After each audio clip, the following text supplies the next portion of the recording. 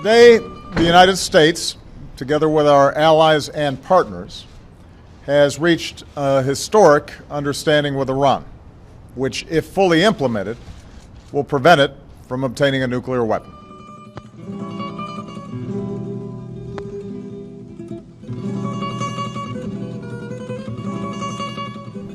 A final agreement would be more likely if yesterday the two sides had signed an agreement, but instead the two sides issued separate statements and are already disagreeing about what the other side said. And that reflects how limited was yesterday's accomplishment.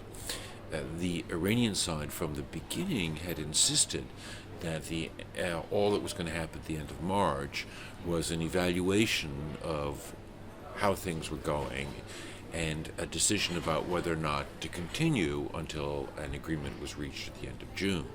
So it's not surprising that the Iranian side would therefore characterize what has happened as preliminary. The U.S. side had wanted to have a pretty detailed agreement on the principles, which would then be worked out. The technical details would be worked out by the end of June.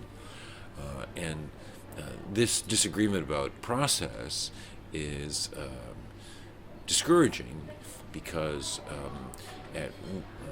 if, in fact, the two sides were committed towards proceeding to a common objective, one would think that they would find a way around the procedural differences to get down to substantive differences. But instead, the two sides have spent weeks fighting just about the procedural issues. That's not an encouraging sign. I frankly would have been more encouraged if the U.S. side had said that what was accomplished was limited but positive. Instead, the U.S. side has exaggerated what's been accomplished, and the Iranian side has minimized it. I don't think that that's good.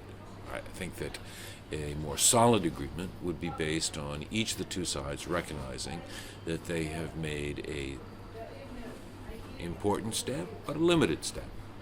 Instead, we have the Americans talking about the world historic change that's been accomplished, which is not true, and the Iranians talking about how not much has happened, which is also not true.